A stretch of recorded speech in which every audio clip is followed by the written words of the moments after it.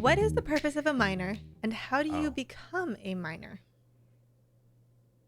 You work hard, kid. I'm just You kidding. work hard for your money. I don't know. You answer this question, Austin. You're making me do all the I'm just work. forcing you to do all the work. Wow, do you see how he treats me? Gosh. Okay, so because it's a proof of work, and there's a lot of people who probably don't like that because climate reason, whatnot. But yes, proof of work is. I don't know how to explain this without getting too detailed. Okay, so the very, very, very basic, not totally accurate, but like generalized idea of it is that if you want to be a miner, you have to have a computer that pretty much. Do you have to have the whole blockchain? Yes, you would have to Okay, download. so it your pulls in. computer downloads the entire blockchain and has to keep it updated. So every time there's an update, meaning a block goes through full of transactions, you got to update to keep your version of the blockchain accurate. So that's one of the big costs, and that's why a lot of powerful GPUs. That's why like PS5s have been impossible to get, is because of like miners. Yeah. Because of all of this. And so your computer runs a program that solves these blocks, and that is known as mining the blocks. Mm-hmm. So it's kind of like solving a puzzle. Like I haven't really looked into actual mining stuff, so I don't know exactly how it works, but your computer pretty much solves a problem, solves a puzzle.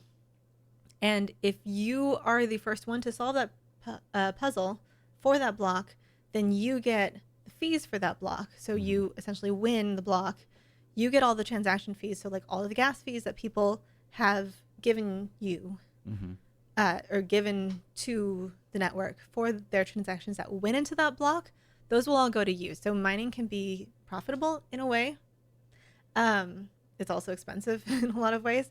But the thing with the blockchain is that all of the other miners have to verify that you solved it correctly. So you have all of these different miners who are verifying that not only are the blocks being solved correctly, but also that the version of the blockchain that we that you all have on your computers is the same. So those are the two big things I think that miners do. Did that answer anything? No, it makes sense to me because I know what I kind of like that was a very generalized a version of what it is. Yeah. And how do you become a miner? You just get a pretty nice computer. expensive computer and then plug it in and prepare to spend a lot of money on electricity to do it. But right now, because Ethereum is a proof of work blockchain, that's why that's the case. And there's been, they're trying to move to proof of stake. It does work differently if it's a proof of stake blockchain. Yeah, proof of stake is different because then now you put your stake on the line that you play along. A stake is that you put a certain amount of, say, Ethereum, if it's the Ethereum blockchain. It's 32 ETH right now. So you pretty much have to own that many ETH and then put it somewhere where you can't touch it. Yeah. And you have to stake it. You have to stake it. Well, people may not necessarily know what staking means if they're not in the industry. So you have to pretty much put it somewhere, stake it by putting it somewhere where you can't touch it, you can't sell it, you can't do anything with it. You're pretty much taking that 32 Ethereum and saying, all right, I'm putting this in the pool, and if I mess something up, then I lose some of my Ethereum. Yeah. And that's pretty much a very general idea of how proof of stake works. Yeah, you get slashed and you lose some of it if you. But you also gain some, depending on.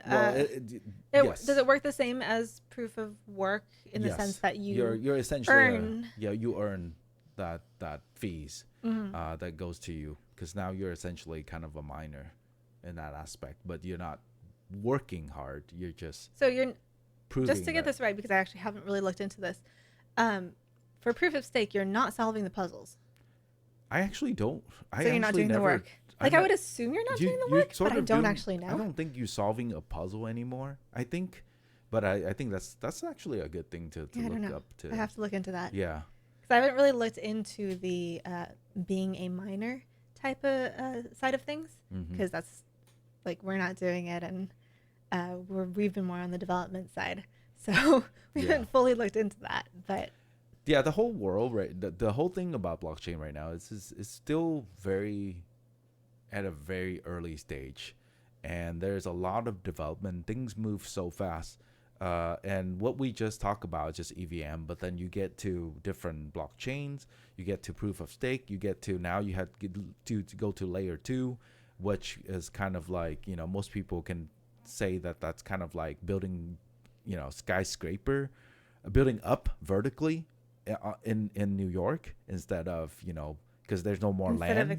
Instead of expanding, because there's no land, just like in Manhattan, you can't just put more land. I mean, technically you could, but it's probably not. I'm doesn't sure make if sense. they really wanted to, they could expand the island, but Yeah, they probably could, but that doesn't. Very impractical. Yeah.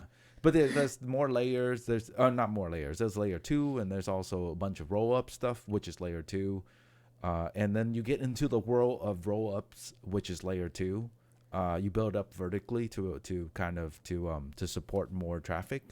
And that's a whole different conversation, a whole different realm of where things are going. So if you're mining, you're not getting NFTs for sure. If you're a miner on the Ethereum network, you will get Ethereum in return. Yes. But yes. You would never get NFTs for Monetary mining. value. Does that answer your question? I'm not sure. But yes, so a lot of the time, like when I try to explain to people what are these so-called but you can buy NFTs contracts without Ethereum. Yes, you can. Yes. That is true. Yes. Yes, you can. Well, technically, man, it gets really complicated though. And Alison actually wrote an article on it on NFToyz.com about the differences between tokens. There's different type of tokens standards on EVM. So a lot of the time you see like cryptocurrency being traded, like Shiba coins or something like that. Most of them, I would say a majority of them kind of are kind of like NFT is kind of like cryptocurrency, but with a image or with some sort of graphical asset to it. They're all tokens. But yeah, essentially, at the foundational level, they're all tokens. Where was I going with this? I don't know. Buying NFTs without Ethereum? Oh, technically, I said technically you could make it so that you can buy NFT with any other coins on Ethereum. So I can even make it so that you can buy my sausage with your Shiba coin, because Shiba coin is just a token on Ethereum network. Interesting. Yeah.